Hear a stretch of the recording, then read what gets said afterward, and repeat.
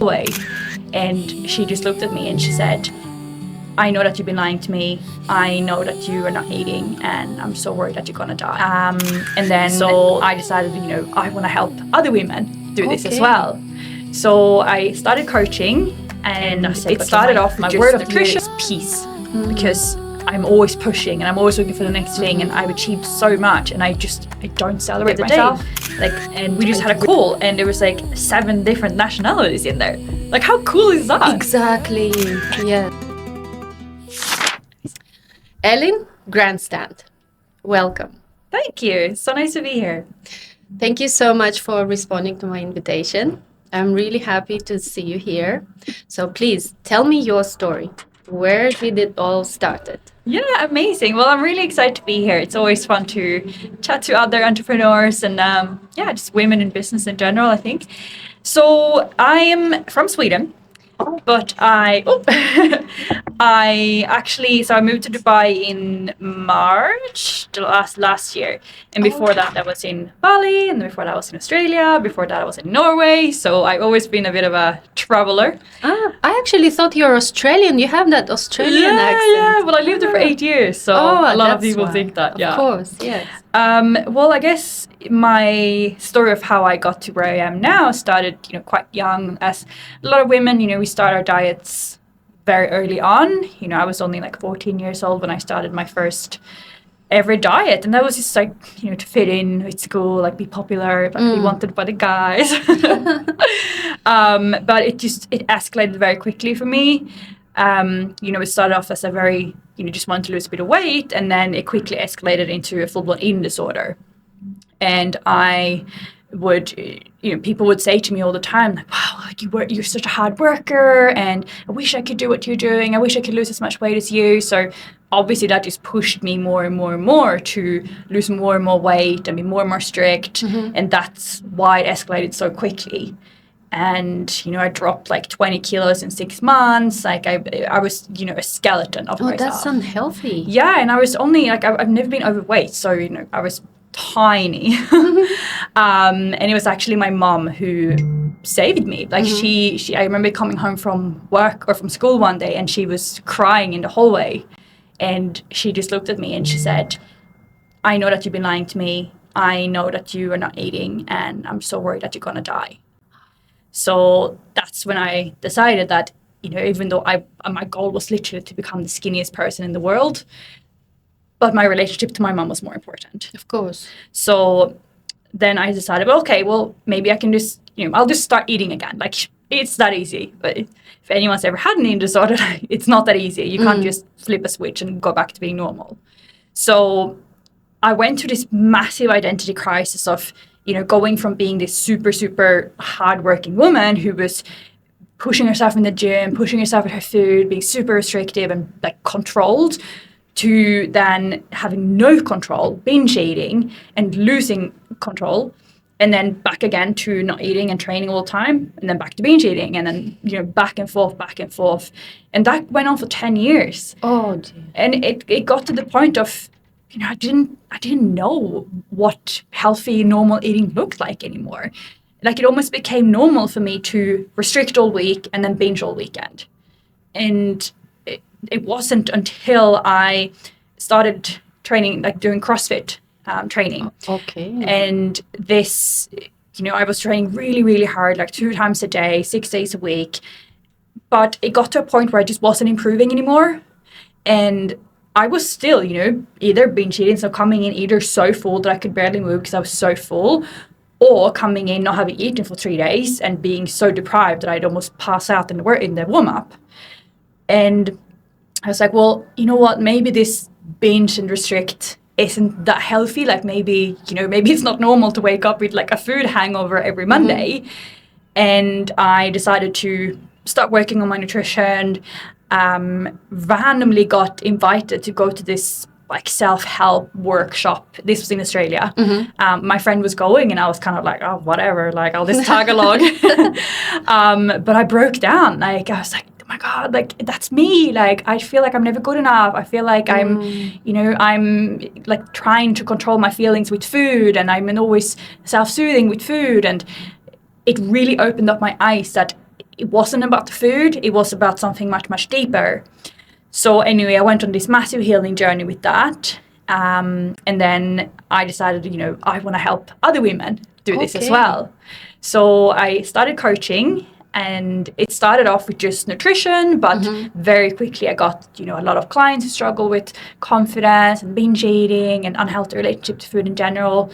And I just realized I was really good at helping them. So then I, got my qualifications because I wanted to still feel legit. But when I was doing all those qualifications, I was like, this is so crazy. I've been coaching these women like this forever, but I just didn't know that was the right way to do it. For me, it was just natural. And I guess that was just kind of the tick of approval that I needed, that this is what you meant to do. You meant to help women find food freedom, stop binge eating, feel confident in their bodies again, and actually, take your power back and live your life. And yeah, here we are almost 8 years later, now in Dubai. That's amazing. Yeah, thank you. Thank you so much for sharing. No, of course. So you said you got qualification. Yeah. I'm very curious. What kind of qualification did you get for? What was it for? Was it for nutrition or for recovery, or what is it? Yeah, so it started off with just a nutrition qualification. I just did a nutrition course online because I just wanted to be a nutritionist. Yes. And then once I started realizing that, no, I want to do deeper work, then I did CBT, so cognitive behavioral therapy, acceptance and commitment therapy. I've done health coaching as well from online for a university in Sweden. And I've also done a lot of work with somatic exercises, so polyvagal theory, so with the nervous system, and working very holistically, with the mind and the body, because it's never just one thing, and talk therapy can only do so much. Yes, you can talk about your problem for 7 years and it's not going to fix it. You have to also understand what's happening in your body. So done a lot. Read everything you can read about binge eating. I'm constantly learning. I love learning about this. I'm so passionate about it. Yes, I believe it's the only right way to approach any problem. If you face any problem with your nutrition or your any physical discomfort, the only way to approach it is the holistic way. Yes. Not only trying to fix certain problem, even if it's injury or... No, but you never so stop learning. No, Yes. you can't. I feel like if you stop learning, then what's the point? Exactly. You just constantly have to be evolving and moving forward. And I think that's, the real danger with ChatGPT and your AI, that we just get so lazy. Yes. I know myself, before I used to write all my emails, all my captions by myself. And now it's so many times I just rely on ChatGPT. And, it's just get lazy you get so and lazy. relying on all this I had to write a speech for my brother's wedding, and I was like, how do I don't know, I was like, oh my god, how do I do this? And eventually you get into it again, because I used to love writing. I wanted to be an author when I was little, and I just lost it because it's like, oh, I wonder what does this mean, or what's that mean, or how do I say this, and you just put it in ChatGPT and it spits out a perfect answer. We just get so lazy, but we need to keep learning, keep having conversations in real life, keep pushing ourselves and actually using our brains. Yes. Brain is also part of your body. The more you challenge it, the more efficient it becomes. Yes. Yeah, 100%. 100%. Yes. It's so important. Absolutely. Just like your muscles, just like any part of your body. Yeah. Right? Yeah. Exactly. Yeah. Right? Yeah, you need to always be pushing. Exactly. Pushing yourself. And, this is something I've really struggled with my whole life, that I'm almost a little bit too pushy, that I'm like, okay, I hit this goal, what's next? And I really, I said to my friend, this last week, and actually we went on a holistic retreat here in Dubai, and I was like, okay, my word of the year is peace, because I'm always pushing and I'm always looking for the next thing, and I've achieved so much, and I don't celebrate myself. And I really just need to sit with it and, recognize what I've done. And so with everyone, you need to recognize what you've done. Right. And you can still push yourself and achieve more things, and you should. But we also need to be proud of ourselves and all the amazing things that we've fun. And everyone's done something like that's incredible. And even just being a woman in this day and age, like that's hard enough. Like So true, yes. But even now, you're still facing this. Even now, after you've learned so much and you're teaching other women how to be healthy with being more gentle. Well, So you still feel like you're being too hard on yourself? I'm very good at celebrating, my relationship to food and to my body. Like I never speak badly to myself in that way ever. Yes, it's like very important. right now or anymore. But definitely, career-wise, 100%. And when I lived in Bali for 2 years, it's so relaxed there. Everyone's kind of like, yeah, whatever, take a day off, and it's just chill. But then moved here, it was massive push to really work really hard. And if you're talking to someone and they're making in an hour what do you make in a month, and it's like, what? And then you kind of start pushing yourself more and more and more. So I've really struggled to celebrate myself here, but I think I just needed the reminder that I haven't been, and now I'm really trying to be present and celebrate myself and take the time to actually be here and not think about the next thing. Right. Okay. Let's talk about fat loss. So a lot of women are talking about fat loss, even professional athletes or just women who are struggling to lose weight, especially when you're in your 40s, when you gain so much weight and then your hormonal balance changed. So how do you talk to your clients, to your women who are over 40 and who are struggling to lose weight and still keeping that healthy relationship with food, not being too restrictive?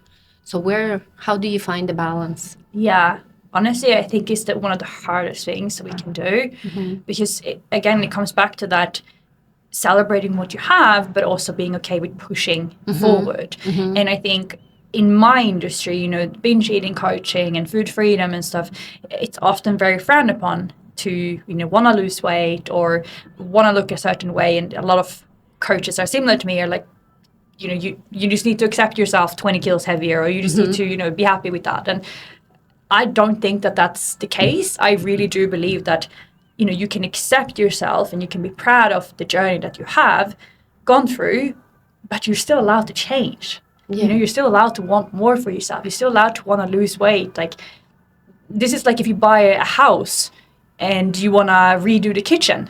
Well, you can still redo the kitchen, but it doesn't mean that you hate the rest of the house. Like, you can still appreciate all of it.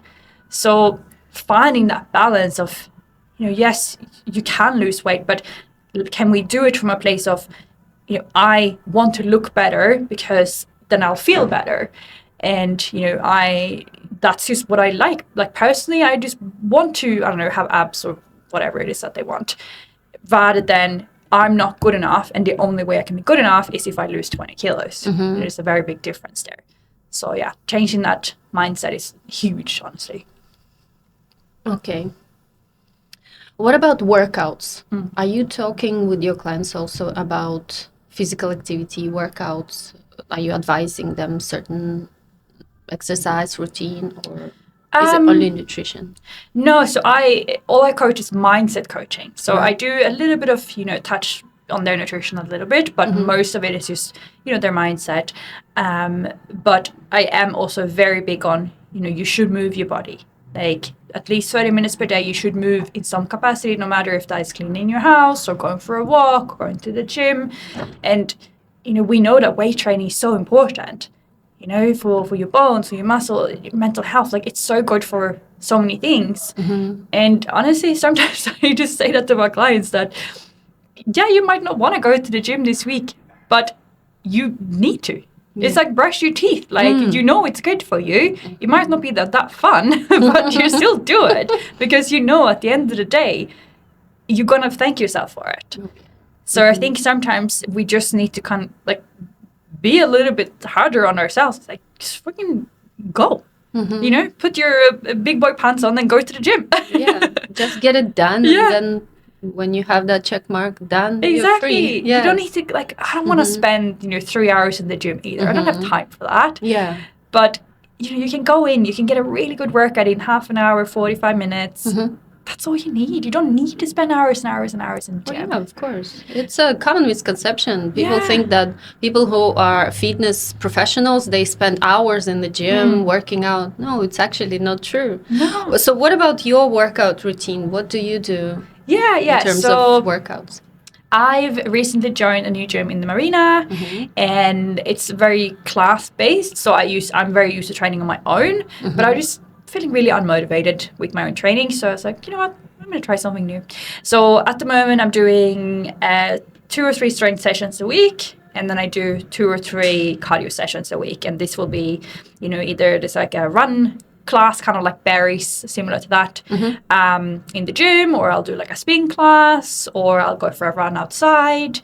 But yeah, I think it's like my non-negotiable is I need to get 2 strength sessions in per week. Like it's so important for your body. And obviously, like, I want to have a juicy booty as well. So, and you're not gonna get it without weight training. No, exactly. Like if I'm just running every day, like I want to be flat like a stick. Correct. That's right. And what about tracking your results? Like gym or food? I believe that you have to track everything, including your workouts, nutrition, sleep.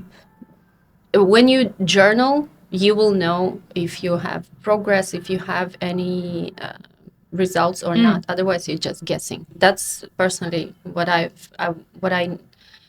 came to know with working with my clients, because most of them, they are just looking in the mirror and trying to see how their clothes fit. But if you don't do any measurements, if you don't count calories, especially in the beginning when you're trying to understand what are you eating and what is your caloric requirements of your body.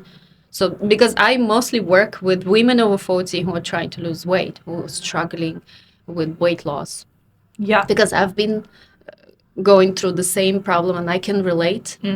So I know everything what comes to weight loss. Yeah, 100%. I mean, I think it depends on your goal, right? Like for someone like me, like I'm just maintaining, like I'm happy how I look. I don't want to lose weight. I don't really want to put on any weight. And I've done the hard work. Like I've done the tracking, I've tracked all my food. I've tracked all my workouts. And I did that until I got the results that I wanted. And then once I was like, you know what, I'm happy now. I don't need to log my eggs. I don't need to log my chicken. Like I know, I'm roughly eating this much protein per day. And it's like, when you go to a new country and you learn the language, like of course you're going to need like the grammar and, have that little cheat code to see like, how do I order a coffee? But eventually you learn and then you don't have to rely on it as much. But I have that inbuilt calculator of knowing, like, when I have my eggs there, when I have my toast, and my avocado, okay, I know roughly that's, 70 calories there, that's like 50 calories there, the piece of toast is like 80 calories, like, the inbuilt calculator, I don't even think about it. And I think when you can get to that point, then I don't think that you do need to track. But if I wanted to seriously lose weight, then I might. At least for a few days, just to kind of get into the habit of seeing, exactly how many calories I'm eating. Because I'm sure like, as a fitness coach, like, it's so easy to have those, hidden calories of, a bit of extra snacks. sauce or a bit of extra butter or peanut butter or nuts or whatever it is. And all of a sudden, you've eaten an extra 500 calories every single day, and you're wondering, why am I not losing weight? Yes. So I think it's good to kind of do it for a few days or a few weeks, just kind of get into the mindset of it. But then once you have that, then I don't really think it's necessary. Yes. So because there's another problem with this, you can get obsessed with it and it's very stressful. So that's what we don't want. No. Yes. Yeah, that was me. Like I was so obsessed with tracking calories for a while. Like I couldn't even go to a coffee shop and order coffee. Yeah. And that's why I started drinking black coffees. And now it's just a habit. Now I just do it. But before I used to drink black coffee with a dash of milk. And I remember one time I tracked 10 or 15 milliliters or whatever, and they poured more into it. and I literally had a panic attack, and I couldn't drink the coffee. Oh dear. Because I was like, no, it's, I don't know how much milk is in there. Like, I'm going to be over my fats or whatever. Oh dear, that's so unhealthy. I know. Right? Like, Yeah. I went home to Christmas, to Sweden for Christmas, and, you know, wasn't even excited about eating the food because I was just, you know, brought my little scale there and, like, was weighing everything at the dinner table. And, like, that's not healthy. So you can definitely take it too far. But I always say this, people are always like, oh, are you against tracking? I'm like, no, like, there's nothing wrong with tracking. There's nothing wrong with working out. There's nothing wrong with drinking coffee. The problem is that people take it too far, or they do it for the wrong reasons to try and control something. And that's when tracking becomes unhealthy. But running can also become unhealthy, or, you know, eating toast. Like, anything can be unhealthy if you do too much of it. Correct. Yes. A huge thank you to our host, Matcha Vibes Cafe. None of this would be possible without they serve authentic ceremonial grade matcha brought straight from Japan. The best and the biggest selection in Dubai. Come try, you will fall in love with it. Agree. Okay, let's talk about muscles, metabolism, and myths. Around muscles, can a woman become too bulky if she workouts weights too much? I overheard a conversation like this in the gym the other day, actually. There was a lady in my strength class who was saying to the trainer that, you know, I don't want to do so much strength workouts because I don't want to be bulky. And, you know, she was a bit overweight, so she was not too muscly. Like, that wasn't why she wasn't feeling small enough. And the trainer said exactly like, you know, what we're saying, that you're not going to get too, like, going to a strength class 2 times a week is not going to make you Arnold Schwarzenegger. Like, if you just do your strength training, you eat your protein, you know, look after yourself and your nutrition, you're going to look amazing. Yeah. Of course, you can get really bulky as well, but that takes so much work. Like, just look at all the guys who are trying to become super bulky. Like, they start taking steroids and stuff to try and reach the next level. Like, it's really, really hard to get bulky. And it takes years and years of workouts. Yeah. Like, it's not just a couple of workouts. No. Like, the only time in my life that I've been bulky is when I did CrossFit. And I was training, you know, 3 hours a day. And, you know, I was smashing myself in the gym every single day, or, you know, 6 or 7 days a week. That's when I became bulky. I wasn't even bulky then. I was just very muscular. Yeah. Yes. And, you know, in CrossFit you get the big traps and the big shoulders and, you know, no butt, just like massive quads. But I mean, it's hard to get bulky. So girls, like, get your ass to the gym. You will start feeling bulky when you have your muscles growing. But you look bulky not because of muscles, but because of the fat. Exactly. Yeah. The moment you start losing fat, and muscles will stay there. Yes. That's when you see the shape actually changing. Yeah, exactly. Like, Google what fat, like 1 kilo of fat and 1 kilo of muscle looks like, and you see the difference in, like, how big fat is versus a kilo of muscle. That's where it's tiny. Yes. So it's actually 3.5 times bigger. Is that how it is? Yes. Yeah. I had that picture somewhere. Oh, yeah. No, it's insane. And it just, when I hear stuff like that, I'm like, what? Because, like, for us, it's so, like, it's just big and jiggly. And like, muscles are hard. Yeah. And dense. And, like, of course, like, you know, when you've been in the industry for so long, you're like, oh, you're not going to get bulky. Like, I wish. Yeah. Like, the amount of hip thrusts I've been doing lately, like, I wish I was bulky. Oh, yeah, true.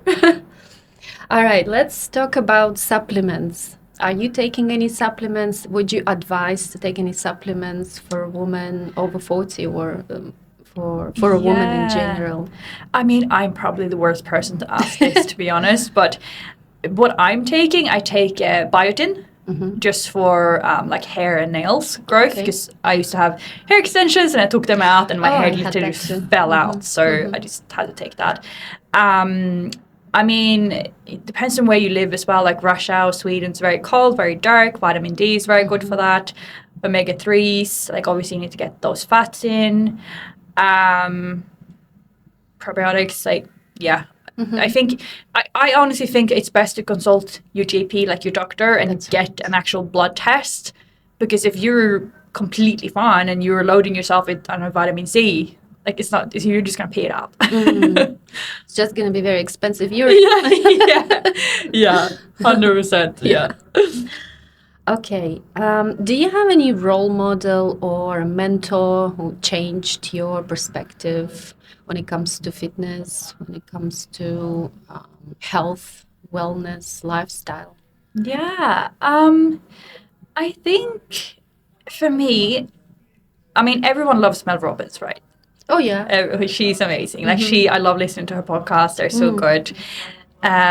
So she's someone that I really admire, and she also, someone who's come from kind of nothing.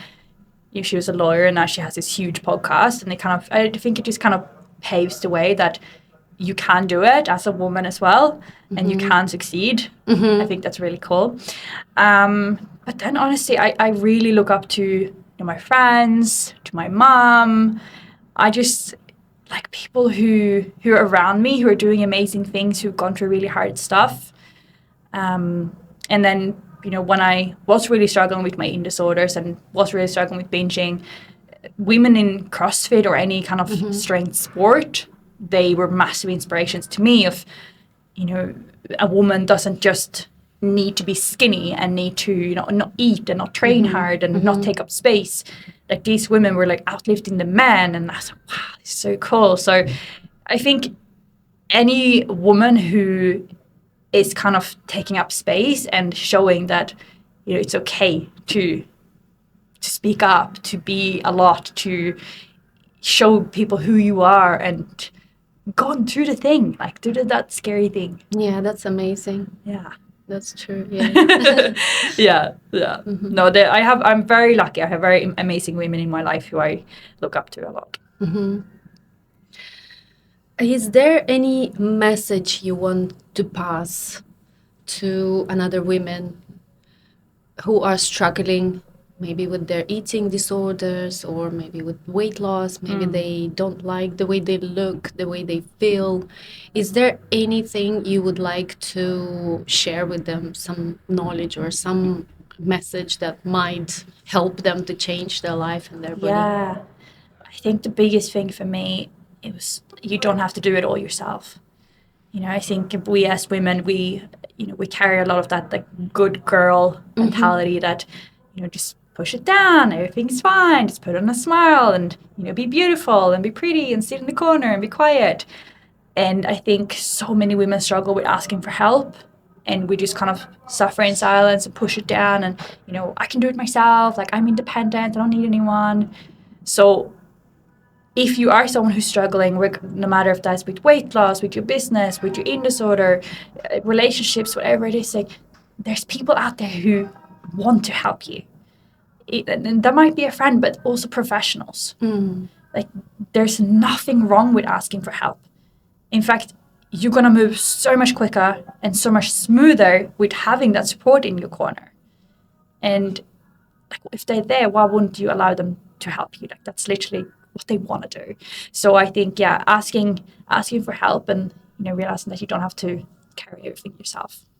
Amazing. And I believe you would be the right person to come to in this case. Yes, well, I am very passionate about what I do. So if anyone is struggling, I can feel that. Let me know. I love your energy. Oh, thank you. All right. So as I told you, we have a tradition. So we have a question from our previous guest.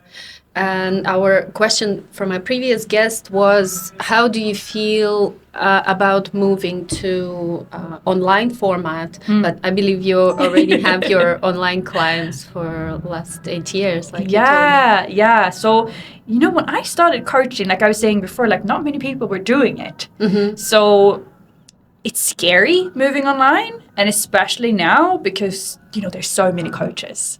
Yeah. And it's very saturated. But, when I was doing it, I remember I, got my qualification, set up my business and everything.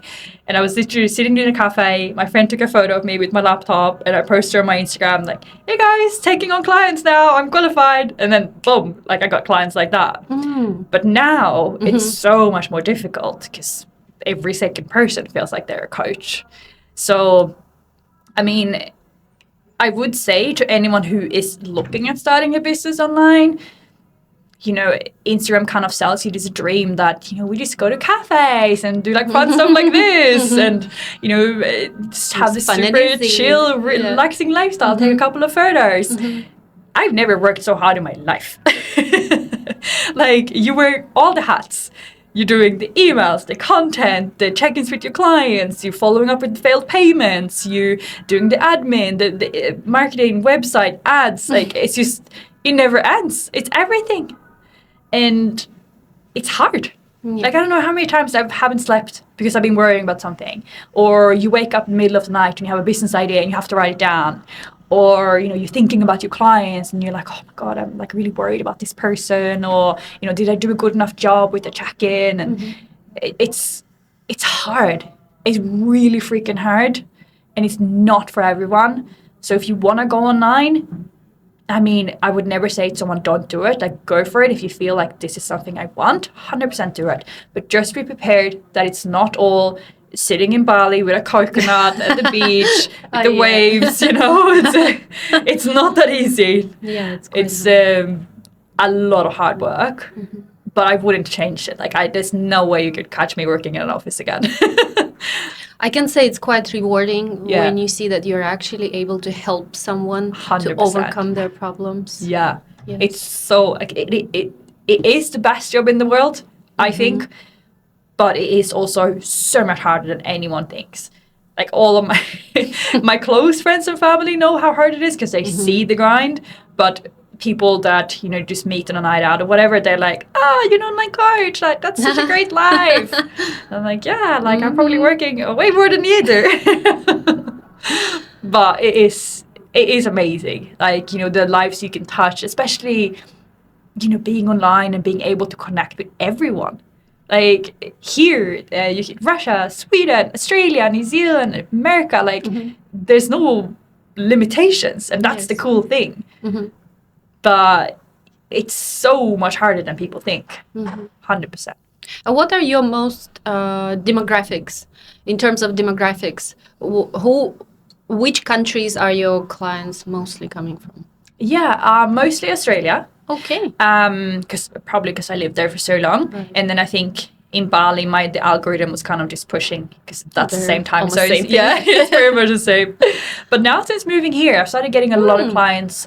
Canada, randomly. I don't know how it's pushing there somewhere for some reason. And the UK, I've gotten a few clients in the UK, and it's so cool, right? Like, I did like a post on my story the other day, and like, we just had a call and there was like 7 different nationalities in there. Like, how cool is that? Exactly. Yes. Like, that's amazing. And that's another reason why I love being in Dubai. Yeah. Because there are so many different nationalities. Yeah. Sometimes you walk in the street and people speak different languages. Yeah. You can't even recognize what language they speak. Yes. I know. And you don't get that anywhere else. Exactly. Yes. It's a very cool place to live, for sure. I agree. Yes. So what would be the question from you to our next guest? I would ask, if you could go back in time and have a conversation with your younger self, what would you tell her? I love this question. Yes. Okay. That's good. Okay. And one more thing. Where can people find you? If they want to contact you for your program, where can they find you? How can they connect with you? Instagram is definitely the easiest. Just shoot me a message, say that you listen to the podcast. And let's have a chat from there. Perfect.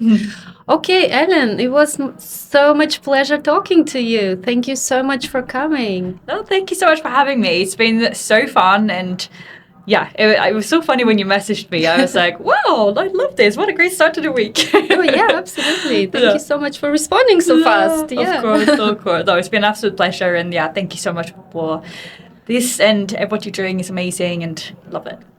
Thank you.